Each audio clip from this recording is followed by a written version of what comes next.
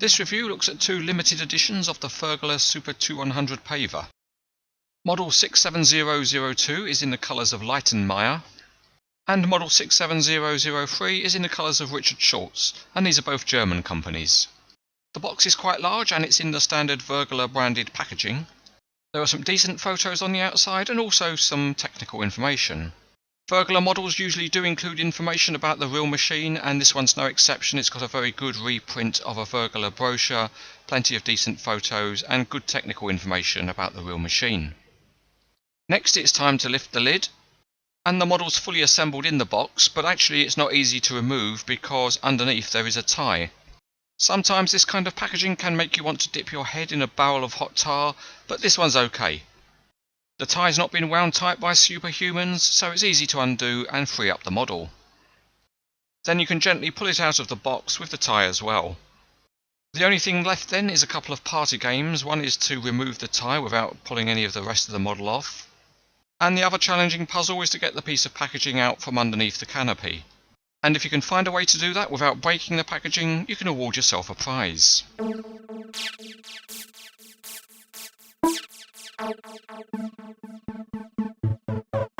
Both versions of the model are identical except for the decoration, so for the detail we'll look at the Richard Schulz version. And underneath the rubber tracks can be seen, as well as the nice metal material spreading screw.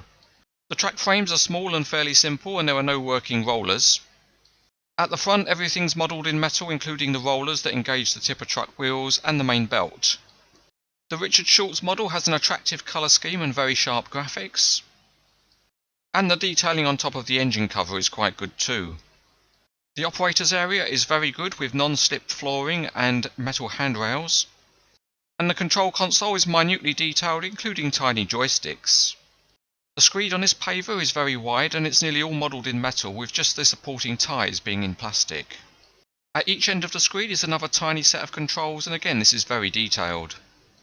The Leitenmaier version of the model has a distinctive orange colour scheme, and it also has a fleet number and some really small graphics. Sometimes you have to do what your boss tells you, even if it stinks.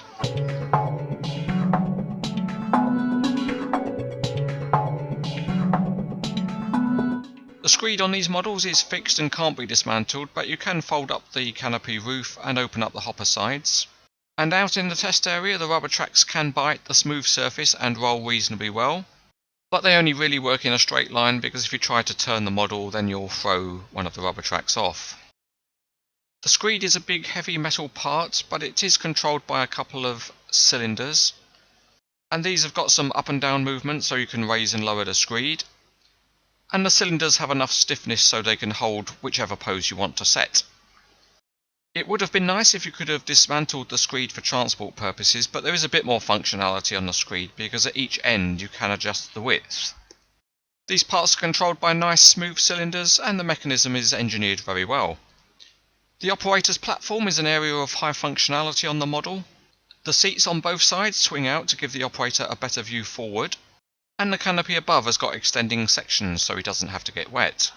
Because the machine can be operated from either side, the control console is on a rail so it slides in front of whichever seat needs to be used.